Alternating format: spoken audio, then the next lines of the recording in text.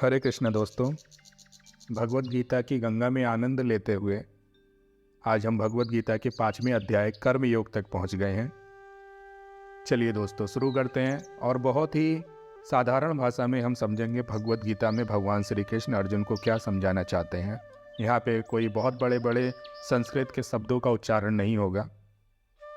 हम ऐसी भाषा में बात करेंगे जिसमें भगवत गीता सभी समझ सकें, इसके महत्व को सब अपने जीवन में उतार सकें। भगवान श्री कृष्ण आज से करीब 5,500 साल पहले अर्जुन के माध्यम से इस संसार को क्या बताना चाहते थे, आज हम उसकी बात करेंगे और अपने जीवन के लक्ष्य को समझेंगे। दोस्तों, मनुष्य के जीवन का एक ही लक्ष्य है, भगवत धाम को प्राप्त करना। दूसरा कोई भी लक्ष्य नहीं है। इस संसार में रहकर हम जो भी काम करते हैं ये सिर्फ अपना पेट पालने के लिए हम करते हैं। यहाँ पे हम जो भी प्राप्त करते हैं वो सब भौतिक है, नश्वर है, जो समय के साथ खत्म हो जाएगा। अंत समय में हम सबका एक ही लक्ष्य है, हम सब आत्मा उस परमात्मा में जाकर लिप्त हो जाए, उसमें आनंद लें। चलिए शुरू करते हैं। श्लोक 13 से आगे बढ़ते हैं। यहाँ पर भगवान श्री कृष्ण अर्जुन से कहना चाहते हैं, हे अर्जुन, जब ये देहधारी जीवात्मा अपनी प्रकृति को वश में कर लेती है और अपने मन से समस्त कर्मों के फल का परित्याग कर देती है, ऐसी जीवात्मा इस भौतिक शरीर में भी बिना कुछ किए कराए सुखपूर्वक रह सकती है। हे अर्जुन, ये जो तुम्हारा शरीर रूपी नगर का स्वामी देहधारी जीवात्मा है, ये ना तो किसी कर्म का सृजन करता है, ना ही किसी कर्म को करने के लिए प्रेरित करता है, और ना ही कर्म के फल की रचना करता है। अर्थात तुम्हारी जीवात्मा कर्म से बिल्कुल अलग है। कर्म में इसका कोई भी हस्तक्षेप नहीं होता। ना ये कर्म का सृजन करती है, ना ये कर्म करने के लिए प्रेरित करती है, और ना ही किसी कर्म फल की रचना करती है। ये जीवात्मा बिल्कुल अलग है। ये जो कर्मों के बंधन में फंसना, उससे निकलना, पाप और पुण्य, अच्छी और बुरी बातें, ये तो प्रकृति के गुणों के कारण होती है। इसमें जीवात्मा का कोई हस्तक्षेप नहीं होता, क्योंकि वो मुझ परमात्मा का अंश है। हे अर्जुन, परमेश्वर ना तो किसी के पापों को ग्रहण करता है और ना ही पुण्यों को ग्रहण करता है। अर्थात मैं परमेश्वर किसी के पाप को नहीं लेता हूँ, ना किसी के पुण्य को लेता हूँ। उसके पाप और पुण्य उसके कर्मों के अनुसार उसको मिलता है, उसमें मेरा कोई हस्तक्षेप नहीं होता। जो ज्ञानी होते हैं वो इस बात को समझते हैं, और जो अज्ञानी होते हैं वो इस मोहमाया में फंसे रहते हैं। उनको लगता है कि ये सब भगवान के कारण हो रहा है। पाप और पुण्य जो इंसान करता है वो भगवान से प्रेरित होकर करता है। ऐसा नहीं है। जो मुझ परमात्मा के वास्तविक ज्ञान को जानता है वो समझता है कि मैं परमात्मा मनुष्य के पाप और पुण्य कर्मों से अलग है, मेरा इसमें कोई हस्तक्षेप नहीं होता। हे अर्जुन, जब मनुष्य को आध्यात्मिक ज्ञान प्राप्त होता है तो उसका जो अज्ञान है वो सब खत्म हो जाता है। अज्ञान खत्म होते ही अर्जुन उसको सब कुछ दिखाई देने लगता है। अर्थात जब उसको ज्ञान प्राप्त हो जाता है तब उसको समझ में आ जाता है कि मैं परमात्मा अविनाशी हूँ, मैं ही सब कुछ हूँ। इसको एक उदाहरण से समझो अर्जुन। जब सूर्य उदय होता है तब हमको सारी वस्तुएं दिखाई देने लगती हैं, और जब सूर्य अस्त हो जाता है तो सामने की रखी वस्तु भी हमको दिखाई नहीं देती। ठीक उसी प्रकार जब मनुष्य को ज्ञान प्राप्त हो जाता है तो सामने रखी वस्तु में भी परमात्मा दिखाई देता है। सूर्य अस्त हुआ अर्थात अज्ञानी पुरुष। जिस प्रकार सूर्य अस्त होते ही कुछ दिखाई नहीं देता, सामने रखी वस्तु भी हमको दिखाई नहीं देती, उसी प्रकार अज्ञानी पुरुष के सामने अगर मैं परमात्मा भी बैठा हूं तो भी मैं उसको दिखाई नहीं दूंगा। ये सारा खेल अर्जुन ज्ञान का है। जिसको ज्ञान प्राप्त है या जिसने मुझको जानने की कोशिश करी है, मैं उसको दिखाई देता हूँ। जो अज्ञानी है, जो इस मोहमाया में फंसे हुए हैं, उनको मैं दिखाई नहीं देता, और अंत समय में वो नष्ट हो जाते हैं और इस माया जाल में फंसे रहते हैं। हे अर्जुन, जब मनुष्य की बुद्धि, मन और श्रद्धा ये तीनों भगवान की शरण में स्थिर होते हैं, ऐसा मनुष्य सारे कलमश से शुद्ध होता है और वो पूर्ण ज्ञानी होता है। ऐसा मनुष्य मुक्ति के पथ पर अग्रसर होता है, उसको अंत समय में मुक्ति प्राप्त होती है। हे अर्जुन, विनम्र साधु पुरुष जिनको ज्ञान प्राप्त हुआ है, ऐसे साधु पुरुष को इस समाज में हर वस्तु एक समान दिखाई देती है, सभी वस्तुओं को एक नज़र से देखते हैं। ऐसे साधु पुरुष को ब्राह्मण, गाय, कुत्ता, यहाँ तक कि चांडाल, इन सब में कोई भेदभाव नज़र नहीं आता।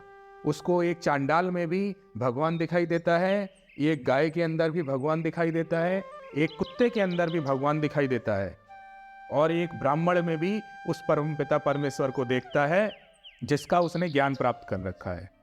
अर्थात जो ज्ञानी पुरुष हैं, जो मुझ परमात्मा को जानते हैं, मुझ परमात्मा को समझते हैं, मेरी भक्ति करते हैं, उनको हर वस्तु में मैं परमात्मा दिखाई देता हूँ। हे अर्जुन, जिनका मन एक जगह लगा होता है, एक वस्तु पर स्थिर होता है, उन्होंने जन्म और मृत्यु के बंधन को पहले ही जीत लिया है, क्योंकि उन्होंने अपने मन को, अपनी इंद्रियों के विषय को नियंत्रण में रखा है। ऐसा पुरुष ब्रह्म के समान निर्दोष है और सदा ब्रह्म में लीन रहता है, स्थिर रहता है और अंत समय में ब्रह्म को प्राप्त होता है। हे अर्जुन, ऐसे व्यक्ति जिनको कुछ प्रिय वस्तु मिल जाए तो वो हर्षित नहीं होते, खुशी से नाचते नहीं हैं और ना ही अप्रिय वस्तु पाकर विचलित होते हैं। ऐसा स्थिर बुद्धि वाला पुरुष जो मोह से रहित है और भगवत विद्या को जानने वाला है, ऐसा पुरुष पहले से ही ब्रह्म में स्थिर है, अंत समय में मुझ परमात्मा को प्राप्त होता है। हे अर्जुन, ऐसा पुरुष भौतिक इंद्रिय सुख के लिए आकर्षित नहीं होता, वो अपनी इंद्रियों को सुख प्रदान करने के लिए उसके पीछे भागता नहीं है, अपितु सदैव समाधि में रहकर अपने अंदर आनंद महसूस करता है और इस प्रकार से स्वरूप प्रसिद्ध व्यक्ति परब्रह्म को प्राप्त होता है और असीम सुख का आनंद लेता है। अर्जुन, जो बुद्धिमान व्यक्ति होते हैं वो दुखों के कारणों में भाग नहीं लेते। उनको पता है ये जो दुख आया है इंद्रियों की पूर्ति ना होने की वजह से दुख आया है।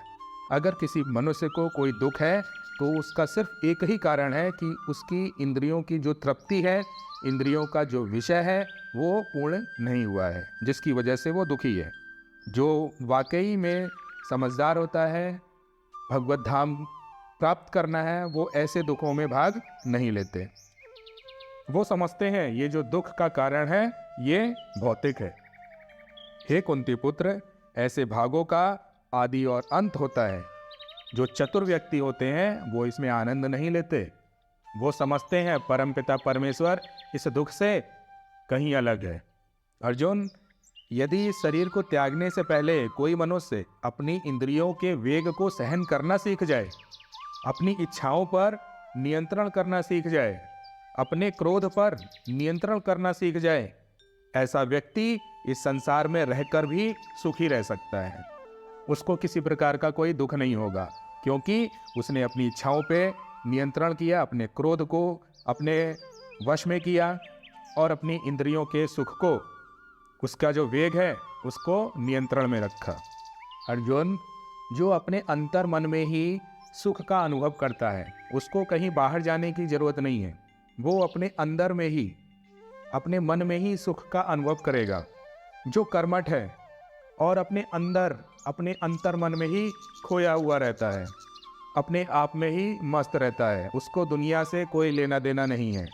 जिसका लक्ष्य भी अपने आप को जानना है, वो कहाँ से आया है, किसका अंश है, कहाँ जाएगा, उसको इस समाज में किसी से लेना देना नहीं है। चुपचाप रहेगा, अपने आप में ही आनंद लेगा, प्रभु को याद करता रहेगा, अंदर ही अंदर खुश होगा, अपने आप को ही जानने में पूरा जीवन निकाल देगा। ऐसा व्यक्ति सचमुच पूर्ण योगी है। वह परब्रह्म में मुक्ति पाता है और अंत समय में ब्रह्म को प्राप्त होता है। हे अर्जुन, जिसने अपने मन पे नियंत्रण किया, अपने मन में किसी प्रकार का कोई संशय शंका उत्पन्न नहीं करी मेरे लिए, जिसने आत्म साक्षात्कार प्राप्त किया, जो समस्त जीवों के कल्याण के विषय में सोचता है, इस समाज में रहकर सबकी भलाई के बारे में सोचता है, इस समाज को कुछ देने के लिए सोचता है, ऐसा व्यक्ति समस्त पापों से रहित है, समस्त पापों से दूर होता है और अंत समय में मुक्ति को प्राप्त होता है। अर्थात हे अर्जुन, जो योगी होते हैं वो परब्रह्म पे किसी भी प्रकार की कोई शंका नहीं करते और इस समाज में सबके कल्याण के विषय में सोचते हैं, इस समाज को कुछ देने के लिए प्रयत्न करते हैं, इस समाज से कुछ चाहते नहीं हैं वो। ऐसा व्यक्ति अंत समय में मुझ परमात्मा को प्राप्त होता है। हे अर्जुन, जो क्रोध और समस्त भौतिक इच्छाओं से रहित है, जिसके अंदर किसी भी प्रकार की कोई भौतिक इच्छा नहीं है, जो मनुष्य क्रोध नहीं करता है, जो स्वरूप प्रसिद्ध आत्मसंयमी है, अर्थात अपने मन पे नियंत्रण रखने वाला है और हमेशा सिद्धि के लिए प्रयत्न करता है, उसकी मुक्ति निकट भविष्य में तय है। ऐसे मनुष्य को अंत समय में परब्रह्म प्राप्त होता है। हे अर्जुन, मनुष्य को चाहिए कि मुझ भगवान में ध्यान लगाए, मेरी भक्ति करे, मेरे लिए कर्म करे, कर्म फल की इच्छा ना करे, इस समाज को कुछ देने की कोशिश करे, सबका भला सोचे, सभी मनुष्य सभी जीव को एक समान नज़र से देखे और मेरी भक्ति करे। मैं बस यही चाहता हूँ और यही करने से परब्रह्म की प्राप्ति होती है। दूसरा कोई भी मार्ग नहीं है मुझ भगवान तक आने का। हे अर्जुन, अगर तुम अपनी बुद्धि को, मन को मेरे में लगाना चाहते हो, तब उसके लिए मैं तुमको एक विधि बताता हूँ। सुनो, ऐसा मनुष्य जो समस्त इंद्रियों के विषय को बाहर निकाल दे, अर्थात तुम्हारी जो इंद्रियां हैं उनके विषय को त्याग दो और अपनी दृष्टि को अपने भौहों के मध्य स्थिर करो और अपनी प्राण और अपान वायु को अपनी नाक के भीतर रोकने का प्रयत्न करो और ऐसा करते हुए अपने मन, अपनी इंद्रियां और अपनी बुद्धि को एक बिंदु पर केंद्रित करो। अगर तुम ऐसा प्रयास नित्य प्रतिदिन करोगे, तब तुम्हारा मन मुझ परमात्मा में धीरे धीरे लीन होना शुरू हो जाएगा और तुम ऐसे करते हुए अपना एक लक्ष्य निर्धारित करो, मोक्ष। ऐसे करते हुए अर्जुन, तुम्हें किसी प्रकार की इच्छा, किसी प्रकार का भय, किसी प्रकार का क्रोध, सब कुछ त्यागना पड़ेगा। अगर तुम इसका प्रयास करोगे तो तुम लक्ष्य की तरफ आगे बढ़ोगे और अंत समय में मुझ परमात्मा को प्राप्त करोगे। अर्थात अर्जुन, तुमको नित्य प्रतिदिन प्रयास करना चाहिए, ध्यान लगाना चाहिए। ये ध्यान लगाने का एक मार्ग है। अपनी बुद्धि को, अपने मन को, अपनी इंद्रियों को एक जगह पर लाकर रोको। अगर मन कहीं जा रहा है तो उसको यहाँ पे लाके रोको, उसको एक काम दे दो, इस काम में लग जाएगा। अगर तुम्हारा मन तो उधर नहीं जाएगा।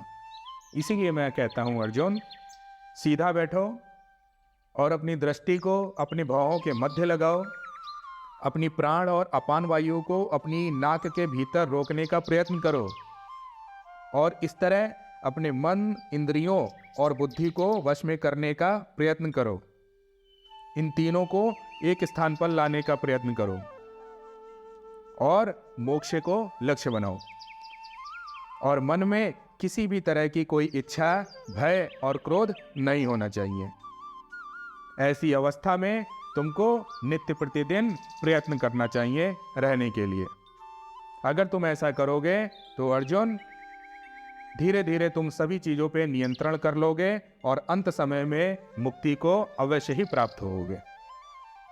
साधु पुरुष इसको अपनी भाषा में नित्य प्रतिदिन एक पूजा की तरह करते हैं। सुबह, शाम, दोपहर मुझ भगवान को याद करते हैं।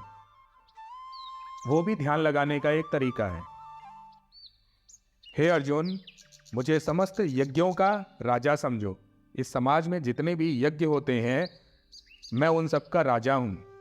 ये सारे यज्ञ मेरे को प्रसन्न करने के लिए होता है।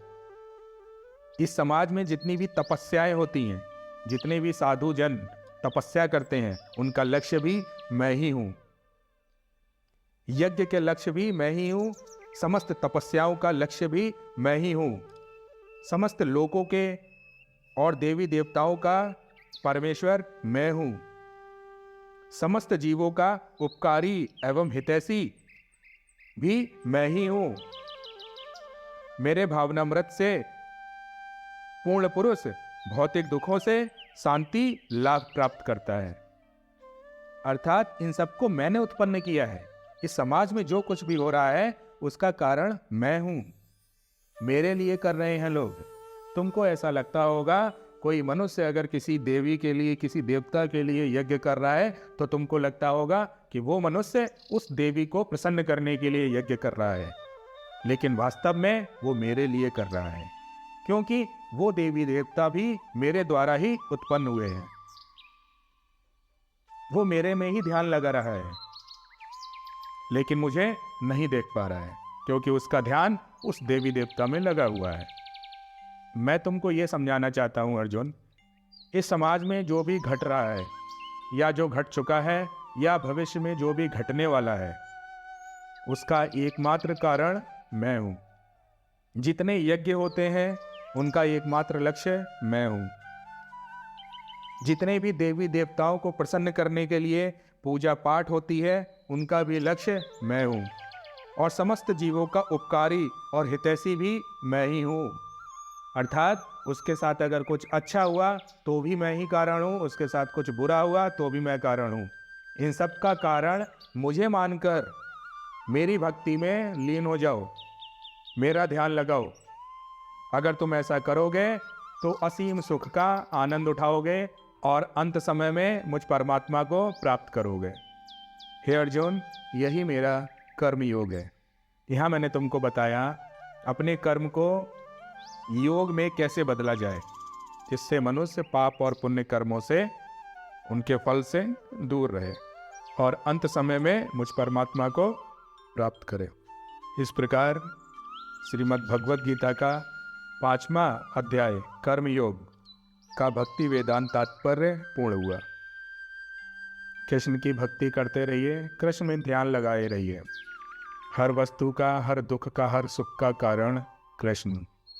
सिर्फ उसको ही कारण मान के उसकी भक्ति में लगे रहिए। दूसरा कोई मार्ग नहीं है भगवान तक पहुंचने का। भक्ति ही एक ऐसा सरल मार्ग है जिसके जरिए भगवान के पास पहुंचा जा सकता है। हरे कृष्णा बोलते रहिए, हरे कृष्णा में लीन रह के अपने कर्मों को करते रहिए और अंत समय में हरे कृष्णा बोलते हुए अपने प्राण त्याग दीजिए। जीवन का यही लक्ष्य है, मोक्ष को प्राप्त करना, भगवत धाम को प्राप्त करना। हरे कृष्णा, हरे कृष्णा।